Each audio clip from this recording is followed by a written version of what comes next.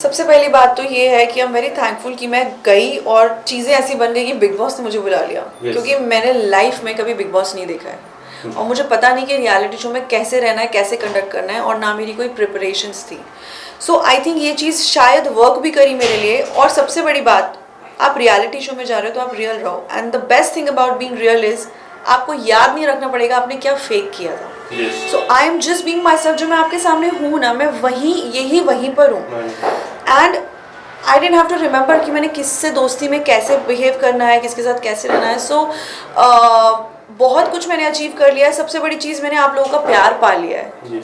और सच्चाई की वही मैंने आपको बोला कि सबसे बड़ी ताकत है कि आपको याद नहीं रखना है कि झूठ क्या बोला था। जो कि वहाँ बहुत लोग ऐसे हैं कि दे डोंट अबाइड, बट मुझे उसमें नहीं जाना है। और शायद उनकी उस चीज़ की वजह से मुझे और ये लगता था कि ऐसे कैसे कर सकते हैं, मुझे तो एटलीस्ट रहना, I don't have to lose myself. So प्यार बहुत मिला है, पेशेंस बहुत आ गई है, कान के पर्दे थोड़े फट गए, बट अभी इलाज चल रहा है मेरा। सौंदर्य, आपकी जर्नी की बात करें तो दो पार्ट में डिवाइड हो जाती है। एक पार्ट जब गौतम उस घर में थे और दूसरा पार्ट जब गौतम उस घर में नहीं थे।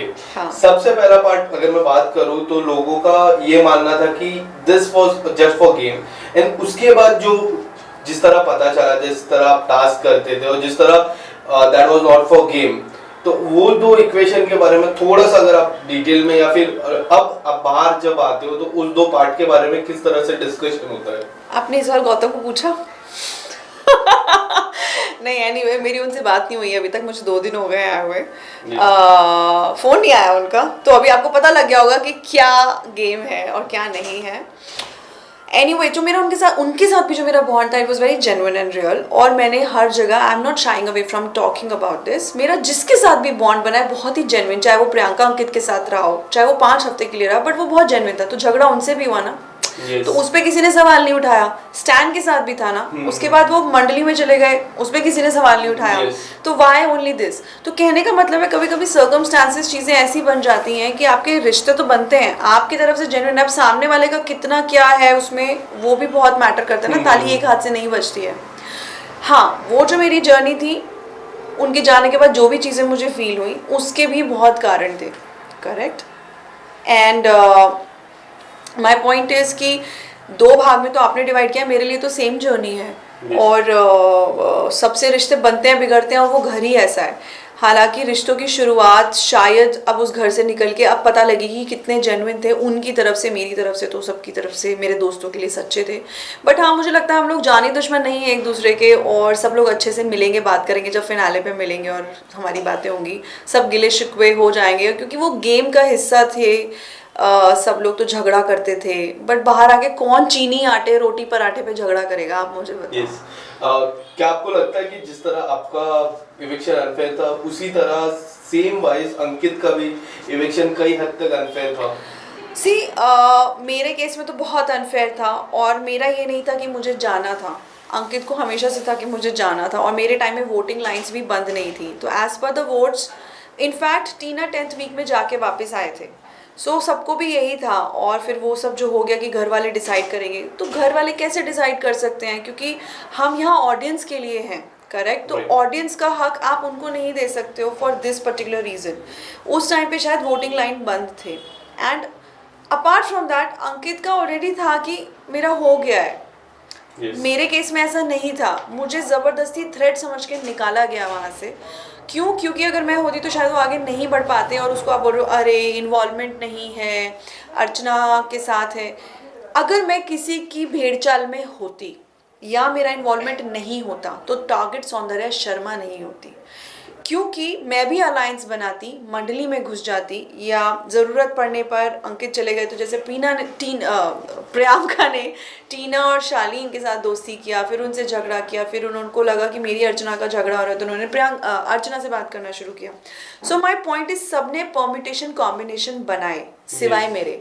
और अगर मैंने बनाए होते गेम के लिए, और मैं सोचती कि मैं वोट के लिए, लोगों से दोस्ती के लिए मुझे करना है, तो आज मैं अंदर होती, आपके सामने बैठ के इंटरव्यू नहीं दे रही होती 2 हफ्ता पहले। सौंदर्य, क्या आपको लगता है कि इस सीजन में सबसे ज्यादा पेरेंट्स इन्वॉल्व हुए हैं। जी। जिस तरह सुम्बुल की मैं बात करूँ, सुम्बुल के Correct. पिताजी ने काफी कुछ कहा, प्रियंका के भाई ने काफी कुछ कहा, Correct. शिव ठाकरे की मम्मी ने काफी कुछ कहा कि क्या लगता है कि इससे पहले ये सीजन के सबसे ज्यादा पेरेंट्स इन्वॉल्वमेंट थी और उसके वजह से घर में काफी सारी बातें बिगड़ी है। सी मेरे को लगता है पेरेंट्स के आने से बातें बिगड़ती नहीं हैं, बनती हैं। सबके पॉइंट ऑफ व्यू होते हैं और मुझे एक्चुअली अभी तक मैं एपिसोड्स देख नहीं पाई हूँ, तो मुझे नहीं पता है कि उनकी आई ने क्या बोला, उनके भाई ने कितना बोला है या बाकियों के पेरेंट्स ने कितना क्या बोला है। बट मेरा ये मानना है कि डेफिनेटली पेरेंट्स के आने से एनर्जी चेंज हो गई थी, वाइब चेंज हो गई थी। और बाहर का कोई भी इंसान आता है तो एक पॉइंट ऑफ व्यू लेकर आता है, कोई भी हो, अच्छा बुरा सबके लिए। But what it did best for all of us is कि सबको एक इमोशनली स्ट्रेंथन किया उस चीज़ ने। और रही बात बाहर के पॉइंट ऑफ व्यू की, अब हैं पॉइंट ऑफ व्यूज, जो चीज़ें बाहर चल रही है हमको तो नहीं पता थी, करेक्ट। और मुझे तो अभी भी नहीं पता है कि किसने क्या बोला है। I am still going through a lot. तो ये तो बहुत ही अच्छा और एक यूनिक चीज़ बिग बॉस ने लेके आया कि फैमिली को भी इन्वॉल्व किया। जैसे आपका इलेक्शन गलत हुआ है, वैसे सब लोग को बोल रहे थे सुम्बुल का गेम में कुछ इन्वॉल्व नहीं है। सुम्बुल हो गया, MC स्टैन हो गया, आप इसके बारे में क्या बोलना चाहोगे? आपको क्या लगता है, आपके हिसाब से कौन वीक है बिग बॉस में अभी? मैं ये नहीं कहूँगी वीक है, क्योंकि जिन लोगों को स्टार्टिंग से हम वीक भेड़ चाल बोलते थे वो तो फाइनल तक आ गए, और जो खेलने वाले लोग हैं वो आपके सामने बैठ के इंटरव्यू दे रहे हैं। सो मेरे बोलने ना बोलने से नहीं होता, क्योंकि हमारा परसेप्शन अलग है। देन देयर सब सी ऑल्सो एक और बात है ना कि मैंने कभी कोई टीवी शो नहीं किया है, मैं फिल्म बैकग्राउंड से हूँ और वेब शोज़ मैं करती हूँ, तो मेरा फैन बेस बहुत अलग है। देन सुम्बुल का 2 साल से टीवी शो चल रहा है, उसने एक बहुत बड़ा फैन बेस बनाया, लोग उसे बहुत प्यार करते हैं, ठीक है। उनकी शायद वही पर्सनालिटी है कि वो इतने अग्रेसिव नहीं हैं, वो जैसी हैं शांत हैं, तो इन्वॉल्वमेंट उनका है, उनके लेवल पर है, मतलब वो जैसी हैं उस तरीके से है। अब जैसे मेरा नेचर है, मुझे बोलते थे सौंदर्या का इन्वॉल्वमेंट नहीं है, अर्चना के साथ है, बट मेरा इन्वॉल्वमेंट ये है कि मैं तुम्हारी तरह कैमरे के लिए झूठा अट्रैक्शन नहीं दे सकती हूँ, क्योंकि मैं रियलिटी शो में आई हूँ। I have to be honest to my self. Just because मैं एक रियलिटी शो में आई हूँ, मैं एक झूठ मूठ का तांडव नहीं खड़ा कर दूंगी कॉफ़ी के ऊपर, आमंड मिल्क के ऊपर। सो आई थिंक ऐसे ही सबकी पर्सनैलिटी और 5 उंगली बराबर नहीं हो सकती। तो so is Stan's personality, so is Sumbul's personality, so is Nimrit's personality, ऐसी शिव की अलग पर्सनैलिटी है। तो सबकी अलग अलग पर्सनैलिटीज़ हैं।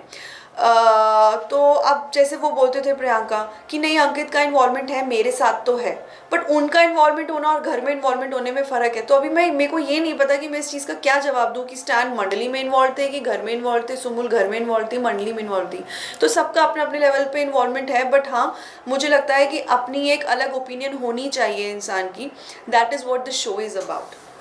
सौंदर्य, क्या आपको लगता है कि आपने एक इंटरव्यू में भी इस बात का जिक्र किया था कि जिस तरह लोग साजिद खान से टच में आ रहे हैं, जिस तरह इन्वॉल्व हो रहे हैं, वो लोग कई हद तक बॉलीवुड की ब्रेक थ्रू के लिए वो सारी चीजें कर रही है जो आपको नहीं करना है?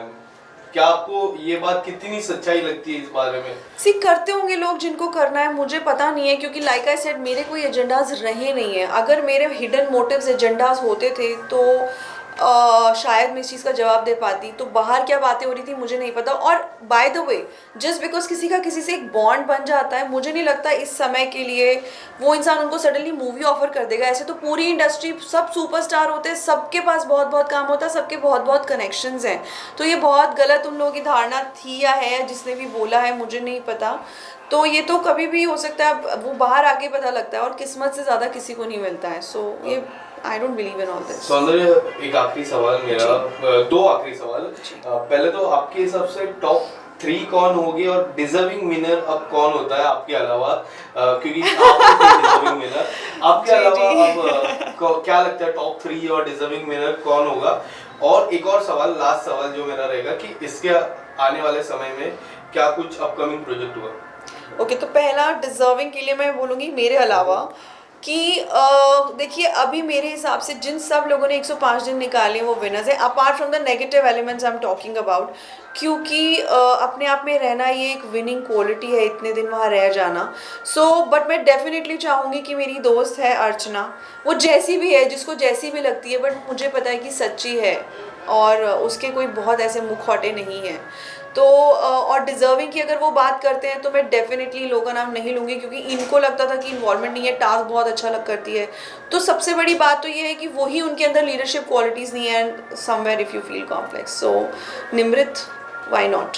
सो एटलीस्ट जो रियल लोग हैं closest to the reality who being themselves, वो तो होने ही चाहिए।